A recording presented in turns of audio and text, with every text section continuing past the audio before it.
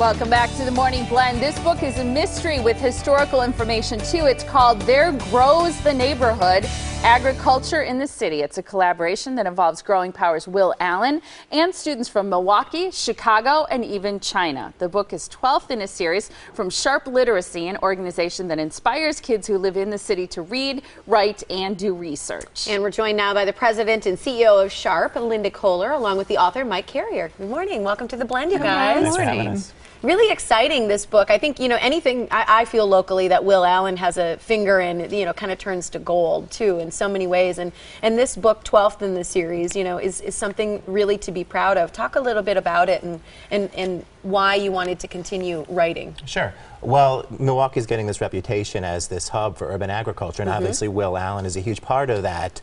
The idea of getting elementary school students interested in this topic well before they get on to middle school or high school was really appealing to me as an educator. And so the idea of getting second, third, fourth graders excited about this was just a great opportunity. And that's what you did, right? You got all schools, 4 different schools, kids. Oh, yeah, working directly with the kids in the classrooms, getting them to start seeds in the winter, transplanting them in the spring to their own community gardens, learning how to do this in their own neighborhoods. So they really got a hands-on What's experience. the focus of the mystery in the book?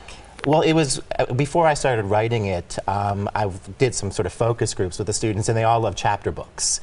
This is the age when they're beginning to read something a little longer than a picture book. And so the idea of giving them something that they could sort of follow and try to solve. It's not a complicated mystery, but this idea that they can follow this through the chapters, if you will. And I think they really enjoyed that sort of narrative structure. How in the world did you get students in China involved?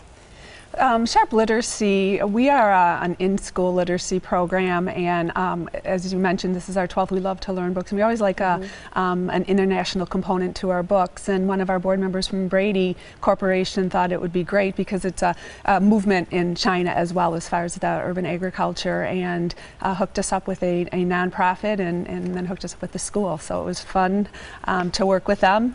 We would work with them early in the morning, and a part of our book, 2 pages is made in is in Mandarin as well, written in Mandarin. So, what are some of the differences you learned from students in China versus students locally? Because obviously the agriculture itself would be a little different as well. Sure, and what they like to eat.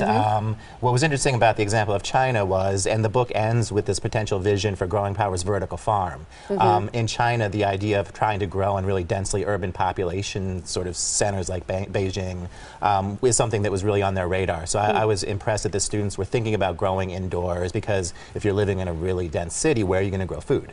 And as their population continues to explode, how are you going to feed all these folks? And so they were very attuned, and I think the American students were thinking about that as well. How can you grow in places that you might not think of as farms? Vacant lots, abandoned buildings. And so for a lot of the students in Milwaukee, they see these in their neighborhoods. And so the idea of being able to transform them into something productive was, for them, really exciting, and to think about how they themselves could physically change their communities.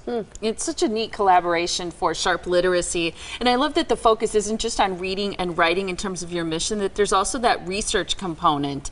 And you had this young authors workshop, which is an exciting way to give young people, sort of empower them to be writers, to be authors, to do research. Exactly, and that's really our mission, is to give our students opportunities that they normally wouldn't have. And Mike was the one that facilitated the Young Authors Workshops, and I attended a couple of them, and it was just amazing to see the kids be so involved and so engaged, and the differences. We did it with 4 of our Sharp schools on the different quadrants of the city, so it's just really interesting to see the differences of when they would design their own garden, what one, the South Side school children would put in their gardens versus the East Side and West Side.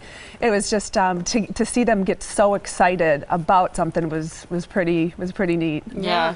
The Brewers Community Foundation is supportive of this mission. Absolutely, and Cecilia Gore and the Brewers Community Foundation funded the book, and they do incredible things in this community. And along with the book is a mural, movable feast that Ryan and Larissa Braun also funded, and it will be permanently at Miller Park. So really exciting. And we had one of our schools that actually developed and designed and created the mural. It's beautiful. Is that painted or is it made with like embellished? glass and Yeah, it's embellished like with costume jewelry Neat. and mosaic and CDs, and it's pretty neat. Beautiful. It's really cool. I love that. And the book is just $14.99. It can be purchased online. We're going to give you the information where you can find it. It's sharpliteracy.org is where you can find this great book. It is called There Grows the Neighborhood, Agriculture in the City. A pleasure to have you guys here. Thanks, Thank you so guys. much. Thank you.